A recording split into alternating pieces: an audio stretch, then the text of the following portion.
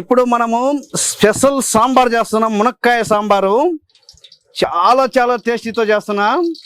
దానికోసం నేను 1 కేజీ కందిపప్పు ఉడకబెట్టుకొని మెత్తగా నానబెట్టుకున్నా. ఇప్పుడు గిన్నె పెట్టుకొని బాగా నూనె పోసుకున్నాం 100 గ్రాములు. ఇప్పుడు నేను చేసే విధంగా మీరు చూడండి, ఈ టైప్లో ఫాలో అవ్వండి. మునక్కాయ సాంబార్ తింటుంటే నా సామిరంగా జారిపోతుండాల బువ్వ తింటుంటే ఆ టైపులో ఉంటుంది. ఎండుమిర్చి, తాలింపు గింజలు, కరేపాకు,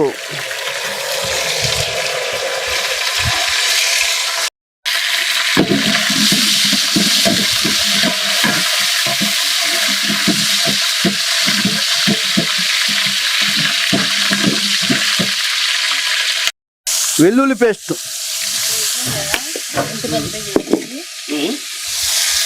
రెండు చెంచాలు అల్లం పేస్ట్ వేసి నూనెలో బాగా పచ్చివాసన పోయేంత వరకు వేయించుకోవాలి. బాగా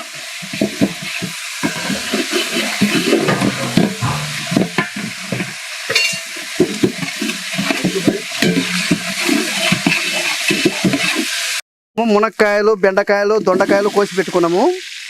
అవి అందులో వేసేసినాయి. ఇప్పుడు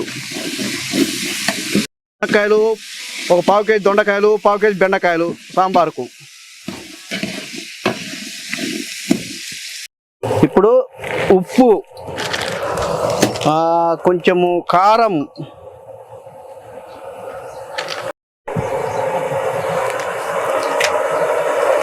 MTR సాంబార్ మసాలా, MTRనే వాడండి. బెల్లం దే కొద్దిగా,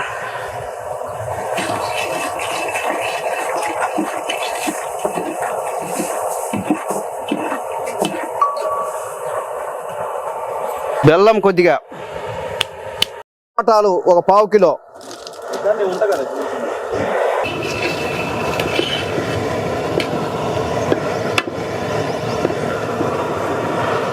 ఒక పావు కిలో చింతపండు పులుసు పోసుకున్నా నేను.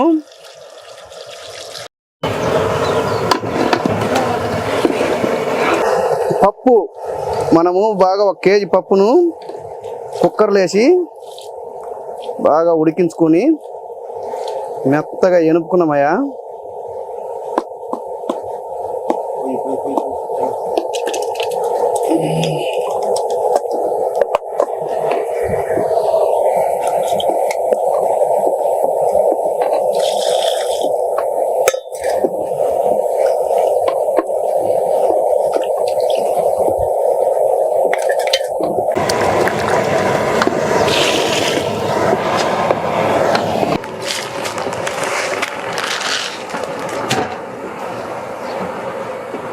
ఇప్పుడు సాంబార్లోకి ఫైనల్గా మనం కొంచెం ధనియాల పొడి వేసుకుందాము.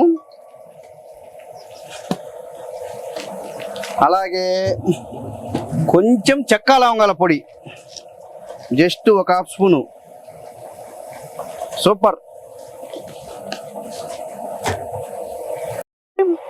మునక్కాయ సాంబార్ రెడీ.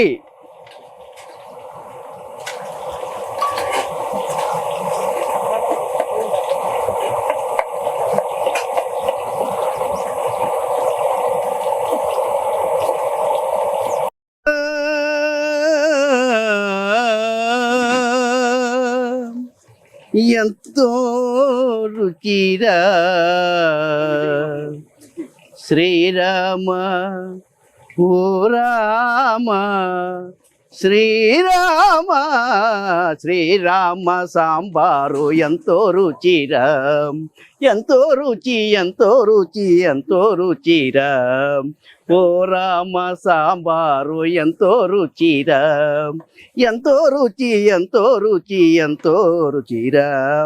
మునక్కాయ, బెండకాయ, దొండకాయ, పచ్చిమిర్చి, టమోటాను, అల్లం ముక్కలు వేసి బాగా నేను మరిగించి ఎంతో రుచి, ఎంతో రుచి, ఎంతో రుచిరా. పప్పు బాగా రుబ్బి చింతపండు బాగా పిసికి పప్పులోన పోసి తిప్పితే అమృతమాల ఉంటదిరా.